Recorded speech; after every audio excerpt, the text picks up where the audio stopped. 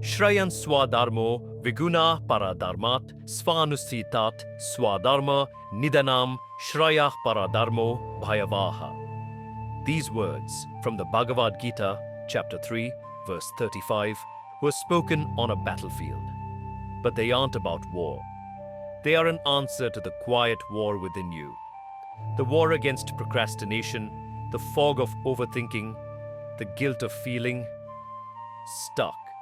That feeling you have right now, staring at the screen, the textbook, the to-do list, but your mind is 1,000 miles away. The world calls it laziness. You've probably called yourself lazy. But what if you're wrong? What if that resistance isn't a character flaw, but a compass? The Gita whispers a different truth. You're not lazy. You're misaligned. Today, we turn to an ancient dialogue between a prince and his guide to solve a modern crisis of motivation. You want to move, to create, to excel. But a heavy inertia holds you down. You try to copy the routines of top performers. Follow the hustle culture. Force yourself into molds that chafe. And when you fail, the self-doubt creeps in. What's wrong with me? 5,000 years ago, the greatest warrior of his age, Arjuna, felt the same. On the field of Kurukshetra, he didn't want to fight. He dropped his bow. He was paralyzed, not by cowardice, but by confusion, by despair, by the sense that the action demanded of him was at odds with his deepest understanding. His soul was in revolt. And that's where the real teaching begins. Not on a peak of success, but in the valley of confusion. Krishna doesn't yell at Arjuna to just be disciplined. He introduces the principle of Swadharma. Swa means one's own. Dharma is not just religion, it's your essential nature, your rightful duty, the path that aligns with the very core of who you are. The verse says, "It is far better to perform one's own natural duty, Swadharma, though tinged with faults, than to perform another's duty perfectly." Let's break this down for your life. A fish is brilliant at swimming. That's its Swadharma. A bird is brilliant at flying. Force the bird to swim or the fish to fly, and you'll see struggle, exhaustion, and failure. Not laziness, misalignment. Your lack of motivation in that engineering class, that corporate job, that lifestyle you copied from someone else, it might be your soul's way of saying, "This is not my Swadharma." The guilt is the friction of living out of tune with your own nature. The turning point isn't forcing yourself harder, it's inquiring more deeply. You are not behind in life. You are out of alignment with your dharma. Modern application, finding your clues. 4 to 7.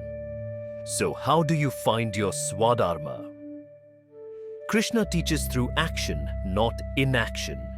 Here's how to start your inquiry. Step 1. Audit your energy, not just your time. For 1 week, don't just track what you do. Track how it makes you feel. Which task, however small, makes you lose track of time. Which conversation leaves you feeling expanded, not depleted. Your Swadharma is often hidden in what energizes you spontaneously. The Gita calls this sattva, the quality of clarity and harmony. Follow the sattva. Step 2. Distinguish duty from imposter duty. Paradharma is the duty of others, the path you take out of fear. What will people say? Greed.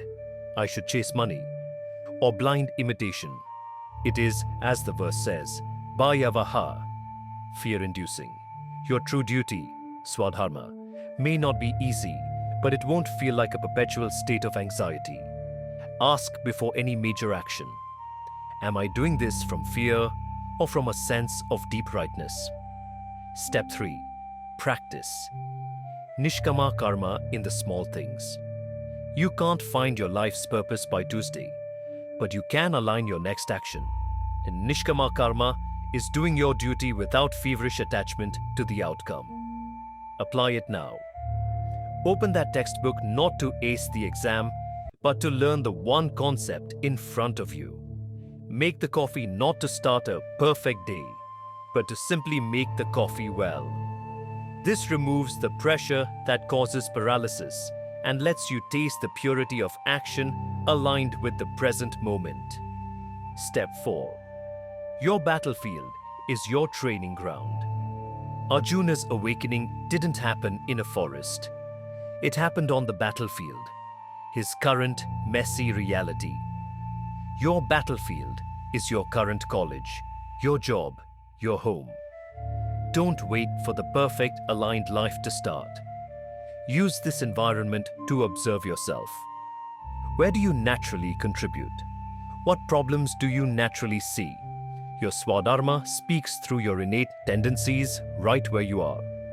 So tonight, when you feel that familiar resistance, that laziness, pause. Don't condemn yourself. Ask the gentle, powerful question. Is this resistance a sign of my weakness or a sign of my misalignment? Let that question be your guide. Your soul is not lazy, it is selective. It resists what is foreign and pulls you with a steady gravity toward your own unique path. Your Swadharma is waiting, not in a distant future, but in the clues of your present. Align with it, and action will flow, not from fear, but from the very source of who you are. If this reflection brought you a moment of peace and clarity, comment Shanti below. It means peace, and it's the foundation from which all right action begins.